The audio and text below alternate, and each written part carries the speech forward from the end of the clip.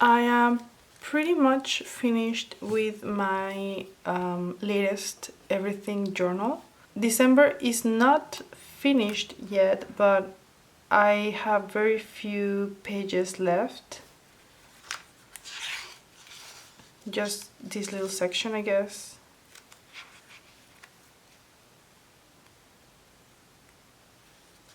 Yeah, this is what I have left. Because over here I have lists and some of my kids, math exercises, drawings, doodles, things like that. So I am very much ready to move into a new everything journal. Also because this one has very strong Day of the Dead vibes, which I love, but I am very much ready to move into a new notebook. But before I do that, I would like to do a tour of the second half of this notebook. I have a video where I show kind of how I work with this notebook. I was halfway through this Moleskine expanded, and I would like to show you, some other spreads of the kinds of things I have going on in here. And I also wanted to show how I go back to some of my spreads to keep working on them. I don't think anything I have in here is fully finished. This is all a work in progress, and I love that. So this is an example of how I come back to spreads. In the previous video, all I had in here was these pencil sketches and the ones over here. But then I decided to add some pictures of my trip to visit my brother. Over here, this postcard, more pictures. This is a picture I took in a supermarket where I live here in Mexico. So I have a mixture of things that I liked and that I did in October, and I love the way this turned out. So I have these fun memories in my journal. So now it looks like a full spread of memories with the cats, Misha and Claudia over here, and then some pictures. This is from a place where they sell macaroons. They were so good. Yummy breakfast. We ate a lot. I ate a lot.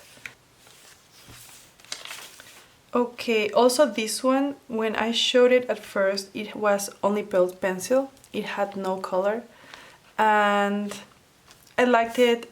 This is the first one I did like a sketch, and then I made it bigger in another notebook, a sketchbook. And I wanted to do the same with this one, but I wasn't sure of the color palette I wanted to work with until I found some samples, and I will show them in a minute. First, this is a flyer from a funeral home, but I loved the color palette they have going on in here with the very bright fuchsia and the yellow, orange, the little dog. I mean, all the colors in here I love, love, love. So this felt like the perfect color palette to work with. And then I found this at a board game shop, and it's kind of the same colors, but I like that this one has blue and kind of green, so it has more variety. It's kind of the same in the same tones, but it gives me more colors to play with. So I ended up using this as my sample for the color palette I used for this drawing, which is this one. And I loved it. I think the favorite thing for me in here is the buildings. And it started with a very bleak picture. It was a cloudy day, a very gray day. If you look at the picture, it's very, very, very gray. So I love the way the buildings turned out. And because I was inspired by this Day of the Dead flyer, I added La Catrina, which is you've probably seen it. It's the Mexican representation of death as a female with a big dress. And I kept feeling that something was off, and it wasn't until I made my little people and the cars that I realized that I made her half the size of a building. Which, I mean, is a representation of death, so I guess it could work. But I would have liked her to be a bit smaller. But anyway, we try and we learn. But I love the way this turned out. I love the colors. Everything in here I love. I'm happy with the way this looks, and I am happy to keep trying doing scenes and cities and places that I visit. I love the way the trees turned out. This building really, really pulls my attention, so I'm very happy with this experiment. Okay, so this is something I tried for a week for memory keeping. I love the way this looks. I have a video on this, and I tried to do this again this was Halloween week. I also wanted to do something like this for Day of the Dead week, but I just never did. I started but never finished, and that happens, and that's very much okay. Over here I have kind of my prompts for those times when I sit down at a coffee shop or a bookstore and I want to write, and my head feels so busy, so noisy, I guess, and I'm not sure what to write. So I start with what I see, what I hear, what I did, what happened, my wins, learning moments, what makes me happy, what I did today or what I want to do today for my dreams. That's why I have this in here. I like looking at this list in those moments where I need a place to start. It's always a great place to start with what you see and what you hear. I learned that from Linda Barry's book Syllabus. I highly recommend that book if you want to start with a creative process, creative expression. That's a great book. But we all get writer's block, and the blank page can be very intimidating. So a great place is what's in front of you. What do you see? Describe it. What do you hear? What do you smell? What do you feel? And then you keep moving. And over here, this is an example of why I like so much these kind of exercises. Sitting at coffee shops and writing about the things that I find interesting. So there was this guy who had this tattoo in his forearm. It was huge from here to here, and I thought it was interesting. This drawing does not make it justice because it was a very detailed tattoo, and it caught my attention because it was a kitchen knife. I personally thought it was odd to have a kitchen knife, with all those geometric shapes around it. Very detailed, beautiful kitchen knife. So I started describing the tattoo, and then I thought of it kind of like as an assassin's guild or an assassin's union, and they work with kitchen knives. So I just started to play with the idea of the kind of character that would have a kind of glorified kitchen knife, because it was a beautiful tattoo. It was a gorgeous tattoo. But the fact that it was a kitchen knife, you can tell when it's a kitchen knife. And for some reason that really intrigued me. So yeah, I kept playing with that, and I have this in here because I would like to come back and work with this either with a character or with the scene or just with the image. So this is inspiration for storytelling. Over here I have some notes on an interview that Stephen Colbert did on Alfonso Cuarón, who is another one of my favorite movie directors. I truly admire his work, and I loved some of the quotes he said, some of the things he said on the show. And over here because I have lists of the things I want to go back to and find easily in my notebook. So this is for copy text, and this is thoughts on narratives or stories, if you will. This is where I started my memory keeping for Day of the Dead week. I love the way this turned out, but I just never came back and wrote the memories. It doesn't bother me to leave it as it is. I like the way it looks. I like this as an example of how I can do memory keeping. It was fun playing with the skulls. And here I was going to write down what I learned that particular week. So it was a beautiful setup, as you can see, but I didn't make the time to come back and finish it. Over here, I have this because I want to remember to come back to this one. Unlike this, I do want to come back to this one.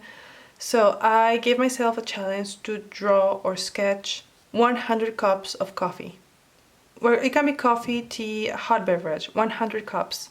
This is where I started with my Common Life potion, and these are my first 3 cups, but I would like to color them. So I will come back to these ones. So this is a continuation of that challenge where my 100 coffee cups challenge. I don't think I will finish it in this notebook. I may continue the next year in the next everything journal. This you already saw. I have these to remember that this is a color palette that I want to come back to. These are just some drawings, more drawings. Here I liked these colors that I was playing with, so I have it in here. My 7th essential drinks. And this is people that you will see lots of doodles like these of people that I see on coffee shops. This is something I also want to improve on. It's very hard to draw people, when you go out. First of all, because you can look at, well, I feel like I can look at like a creep just looking at someone and drawing them. And they keep moving, so yeah. This is some of my sketches, and I like to add a description of the person.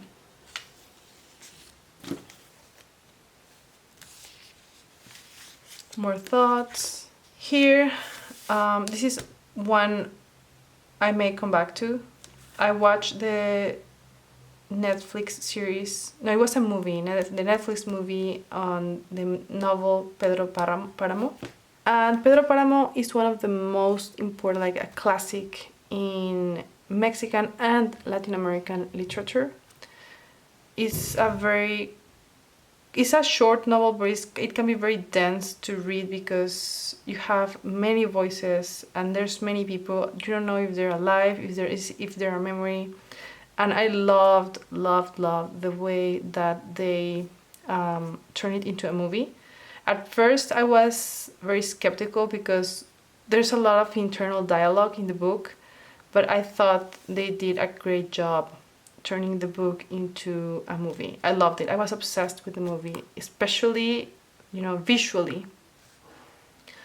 The scenes, the characters, everything, I loved it. So at least if I don't write my impressions on the movie, at the very least I will have the reminder that I love the movie, and that's why I have this in here. These are notes on one of writer Carol's videos on conscious computing. I have become a fan of that series that he's doing on technology and how to make the most of it, and conscious computing. I thought that was a wonderful concept to keep very present in daily life, because we interact with technology on a daily basis. So these are some of the notes I took, I think, on 2 of his videos. I will link them in the description below because I think they're worth hearing or watching. This is an example of monthly planning in my everything journal. I don't use it much in here because my go-to place for monthly and weekly planning is my Hobonichi weeks. But sometimes it's good to have this in here, especially if, for example, I'm traveling and this notebook is all I bring with me. And these are some writing exercise I was doing with my kid as we were on a small family vacation. And over here, oh yeah, that's something I don't remember if I mentioned this in my previous video. So something that changed with the Moleskine, the big daily planner. They used to have the monthly calendar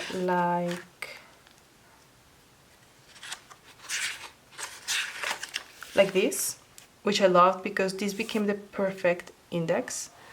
I use the dates, and then on each page I write down what I have going on, and I love it this way because I can see for how long each note goes. I don't know if this feels more organized and easier to navigate.